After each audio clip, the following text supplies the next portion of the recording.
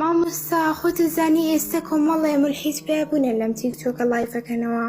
مامۆستا من خەریکە واز لە دینەکەمێنم بۆی ئەمانەوە. مامۆستا من پێشتر مناقەشەمە کرد لەگەڵ ئەم مولحیدانەیە کە یعنی مسلمانەکانی خۆمانەیە نووس سەوتە عەورەتە یاخود ناوت بە نەعجە ڕۆشتووە، یعنی هەر لە قورئانە ئەڵێن ئافرەتەکان لە سوورەتی سادە، نازانم ئەم ڕاستە یاخود نا، ئەڵێ ئافرەتەکان ناوێن بە نەعجە ڕۆشتووە، یعنی ناوێن بە مەڕ ڕۆشتووە، یاخود لە حەدیثێکە هاتووە حەدیثی بوخاری وابزانم ئەڵێ ئافرەتەکان ناوێن بە ناقسە عەقڵ یعنی ڕۆشتووە. ئەم شتانەیە کۆمەڵ پرسیارم هەیە مامۆستا، یعنی بەهۆی ئەمانە من خەریکە واز لە دینەکەمێنم. ئەو قسەکان ئەوان درۆیە وان نییە. نەعجە یعنی چی؟ نەعجە یعنی مەڕ. بەس ئافرەت لە قورئانە ئەڵڵا ڕێزی لێگرتووە. یەک سوورەتێکمان نییە بە ناوی ڕیجالەوە، بەڵام سوورەتێکمان هەیە بە ناوی ئەنیساءەوە. باشە سوورەتی نور، نور یعنی ڕووناکی. بڕۆ هەموو باس و خواسەکە باسی ئافرەتە، ڕێزگرتنە لە ئافرەت. شکۆی ئافرەت لە قورئانە ئەوە نەبەرزە. خوای گەورە ئەفەرمێ وعاشروهن بالمعروف، بە جوانترین شێوە مامەڵەکەن لەگەڵ ئافرەتانە. پێغەمبەر ئەفەرمێ صلی الله عليه وسلم ما أهانهن إلا لئیم وما أكرمهن إلا كريم. هەر کەسێ بێڕێزی بەرامبەر ئافرەتکە ئیلا خۆی بێڕێزە، هەر کەسێ ڕێز لە ئافرەت بگرێ ئیلا خۆی بەڕێزە. پێغەمبەر صلی الله عليه وسلم فەرمووی ئەوانە قەواریرن، ئافرەت شوشەیە. ئەو ڕێزە و شکۆیی لە ئیسلامە لە ئافرەت گیراوە، لەکوێی دنیایە لە ئافرەت گیراوە. دەی لای مولحیدەکان، لای علمانیەکان، لای هەچی غەرب و شەرق و لای ئەو هەموو خەڵکە بێدینە ئافرەت چۆن مامەڵی لەگەڵا کرێ؟ ئەگەر تۆ ئێسا کچێکی ئەوروپی بوویتایە لەسەر بەرنامە و پرۆگرامی ئەوان گەورە بوویتایە، ئێستا تۆ هەر ڕەنگە لە مناڵیەوە باشە هەموو ئەو شتانی کە ئێستا هەتە لە دەست باە. لە ئەمریکا کچێکە گاتە 13 ساڵ 12 ساڵ ئیتر کچێتی نامێنێت، بێڕێزی یەکەن، هەر ڕۆژە لە بەخەڵی کوڕێکا بێ، هەر ڕۆژە لە شوقەیەکە ئاژێ، هەر ڕۆژە لە شەقام و لە لای پیاوێکە مێنێتەوە، فێری دەرمانی ئەەکەن. بڕۆ کچەکانی ئەوروپا بزانن چ وەسعێکیان هەیە.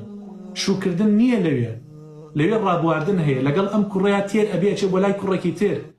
مناڵ لەوێ کامە باوکێتی، هیچ مناڵێ لەوێ مەگەر زۆر بەدەنگبن باوکی خۆی نابینێ، باوکی دیار نییە، چونکە دایکی لەگەڵ هەزارەها ناڵێ مەمە عەدەدێکی زۆرە، لەگەڵ دەیەها پیاوە ڕای گواردووە و خەوتووە. ئێسا بەرهەمەکەی مناڵێکە دوو مناڵە، ئەم مناڵانە بێدایک بێباوکن.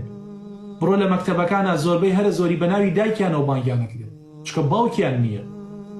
باشە کە باوکت نەبوو مامەت نییە، کە مامەت نەبوو ئامۆزات نییە، ئیتر ئەو کاتە پوریشت نابێت. ئەو سیلسیلە جوانەت یەک ئەچێت. ئەوە لە ئیسلام سەیریکە لە ئیسلامایە خەڵک دێ ڕێزت لێ ئەگرێ، ڕێز لە باوک دەگرێ، دەستی باوکت ماچەکە ئەڵێ هاتووی نەبووە داخوازی کچەکەتمان بیتێ. ئەو هەموو ڕێز و شکۆی کە لە ئافرەت ئەگیرێت ئەمە لە ئیسلاما هەیە. و ئەوانە کۆمەڵە خەڵکانێکن بۆ خۆیان دنیایان وەکو هیچ نییە، قیامەتیشیان نییە. پاشان ئافرەت لە ئیسلامە هاتووە کە ئەوەی ئەوان ئەیکەنە بەڵگە ئافرەت بیعەقڵ نییە، نە، ئافرەت عاتیفە و سۆزی زاڵترە بەسەر عەقڵیە.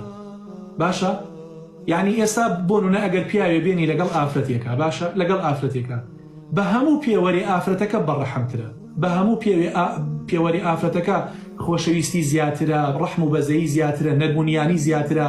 بۆیە زۆر جار ناتوانێ بە عەقڵ بڕیار بدا، زۆر جار بە عاتیفە بڕیار بدات. بەڵام پیاو چۆن بڵێ بیرکردنەوەی زیاتر زاڵە بەسەر سۆز و عەتف و حەنانیە. باشە ئەوە مەسئلەکەی خوشکە گەورەکەم.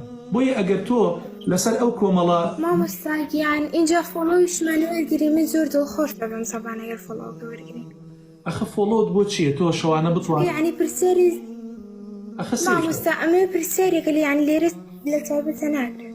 نانە من ناتوانم لە تایبەت جوابی کەس بەمەوە، نامەکاری لەگە کەسا ناگۆڕمەوە، ئیلا کۆمەڵی خۆشەویستی خۆم هەیە توانم. باشە مامۆستا ئاخرم پرسیارە نەوەکو مسلمانەکان بە هەڵە لە من تێبگەن. باشە مامۆستا ئەم پرسیارە ئایا خۆی گەورە بوونی هەیەوە ئەم مولحیدانە ئەڵێن بوونی نییە؟ ئەخە دەی تۆ شتەکان تووشی ئیرتیباتیان کردووە، تووشی چۆن بڵێ لە بیرچوونەوەتیان کردووە. باشە من پرسیارێکرد لێکەم ئەو مۆبایلی دەست کە ئێسا قسەی پێکەی هەر لە خۆیەوە دروست بووە؟ نەخێر. کێ دروستی کردووە؟ تابان مرۆڤ دروستی کردووە. باشە ئەوان ئەڵێن